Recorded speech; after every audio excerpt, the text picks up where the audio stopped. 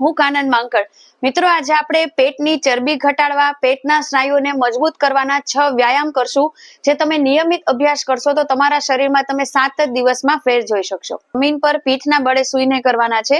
તમે નીચે અથવા પલંગ પર પણ કરી શકો. પહેલા 4 વ્યાયામ છે એ સીટઅપ્સ છે, અલગ અલગ 4 રીતે. હું અહીં 10 વખત બતાવીશ.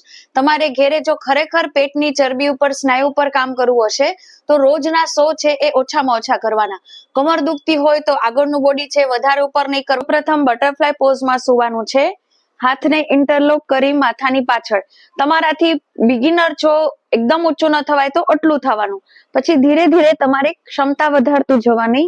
તમે આ પોઝિશનમાં હશો, તમને પીરિયડ્સની સાયકલની તકલીફ હશે, હોર્મોનલ ઇમ્બેલેન્સ હશે, એમાં પણ રાહત થશે. 4 શ્વાસ ભરતા ઉપર, શ્વાસ છોડી નીચે. લાસ્ટ 3 2 1 એન્ડ જો પેલા બટરફ્લાય પોઝમાં હતા, હવે સિમ્પલ પગને વાળી દેવાના. હવે એ જ રીતે ઉપર આવવાનું છે. હાથને ઇન્ટરલોક. તમે સર્વાઇકલ ઇશ્યુ હોય, ગરદનનો દુખાવો, ખભાનો દુખાવો હોય, કઈ જ પણ તકલીફ હોય તો વધારે ઉપર નહીં આવવાનું. Last 5 4 3 2 1 rest. ત્રીજા વ્યાયામમાં પગને ટેબલ પોઝ પોઝિશનમાં. હવે તમને સ્ટેબલ આ રીતે નથી રખાતા. સામે ખુરશી રાખવાની, ખુરશી ઉપર બંને પગ રાખવાના.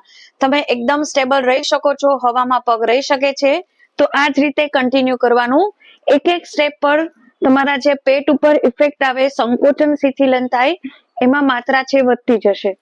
5 6 7 8 9 10 એન્ડ રેસ્ટ. હવેની સ્થિતિ છે એ ટેબલ પોઝમાં હતી. હવે તમારા પગ એનાથી જેટલા પણ ઉપર રહી શકે. હવે હવામાં સ્ટેબલ નથી તો તમે ભીતને ટેકે રાખો અને આ રીતે કરો.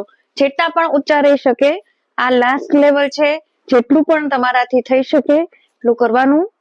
હવે એનાથી પણ થોડા ઉપર કરી શકો તો આ રીતે પણ કરી શકો. પગના પંજા તમારી બાજુ. 1 2 3 4 5 4 પ્રકારના સીટઅપ્સ છે. તમારે 20 વખત કરી શકો અને છેલ્લી 20 વખત છે દરેક 4 છે એ 5 રીતે કરી અને તમારે 100 સીટઅપ્સ છે કરવાના. હું આ કરું છું અને અનુભવ કરેલો છે એટલે ખબર છે. હજી તો મારે પેટની ચરબી છે, વજન ઘટાડવાની જર્ની છે ચાલુ જ છે, પરંતુ પહેલા કરતા જો મારામાં ફેર પડ્યો હોય તો થોડી ઘણી લાઈફસ્ટાઈલ અને આ સીટઅપ્સ. હું રેગ્યુલર કોઈ પણ વસ્તુ થાય 100 સીટઅપ્સ કરું છું તો તમને મારા અનુભવ પરથી જ કહું છું. અને બીજા 2 વ્યાયામ પણ એવા જ છે કે જે તમને સીધી પેટની ચરબી ઉપર ઇફેક્ટ કરશે. તો એ કયા છે તે જાણીએ. હવેના વ્યાયામમાં પાછું સૂઈ જવાનું છે અને સીઝર કરવાની છે.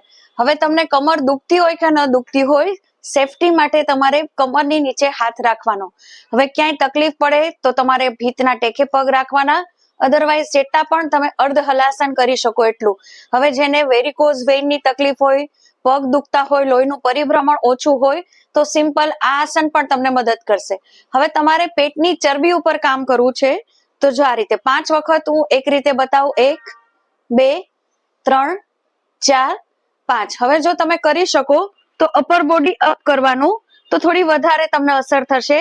1 2 3 4 5. છેલ્લા વ્યાયામમાં કમર નીચે હાથ, પગને ઉપર લઈ આવી અને ખોલવાના છે, બંધ કરવાના છે. હવે તમારી ક્ષમતા છે આટલી છે તો એનાથી બહાર નહીં જવાનું. જો આ રીતે શ્વાસ ભરો, છોડો. 1 2 3 4 5. હવે અગાઉ કર્યું એ રીતે હિપ્સની, થાઇઝની જેને ચરબી વધારે હોય, લોઅર બોડી સ્ટીફ હોય એની માટે સરસ છે. And relax. તો આ હતા સરળ પણ એટલા જ અસરકારક વ્યાયામ. જો તમે તેનો નિયમિત અભ્યાસ કરશો તો તમારામાં તમે 100% ફેર જોશો. પરંતુ માત્ર આ વ્યાયામ છે તમારું જીવન કે શરીર નહીં બદલી શકે, પરંતુ સાથે તમારી સુવા ઉઠવાની ટેવ છે, થોડો ખાનપાનમાં ચોક્કસથી બદલાવ લાવવો પડશે. બહારનું જમવાનું, જંક ફૂડ છે, ફાસ્ટ ફૂડ છે, બહારના ઠંડા પીણા છે, બંધ કરીએ. થઈ શકે તો ઓછા નહીં, બંધ જ કરીએ. તમે જો રાત્રે જમવાનું મોડું જમતા હો તો તેની બદલે સૂર્યાસ્ત થાય એ પહેલા તમારું રાતનું જમવાનું જમી લો. તો થોડી ઘણી તમારે લાઈફસ્ટાઈલમાં ચેન્જ લઈ આવશો. આખા દિવસમાં 1 કલાક છે કોઈ પણ શારીરિક પ્રવૃત્તિ કરશો તો 100% તમારા જીવનમાં, તમારા શરીરમાં ફેર દેખાશે જ. ફરી મળીએ નવા જ કોઈ વિષય સાથે. ત્યાં સુધી રજા લઉં. નમસ્કાર.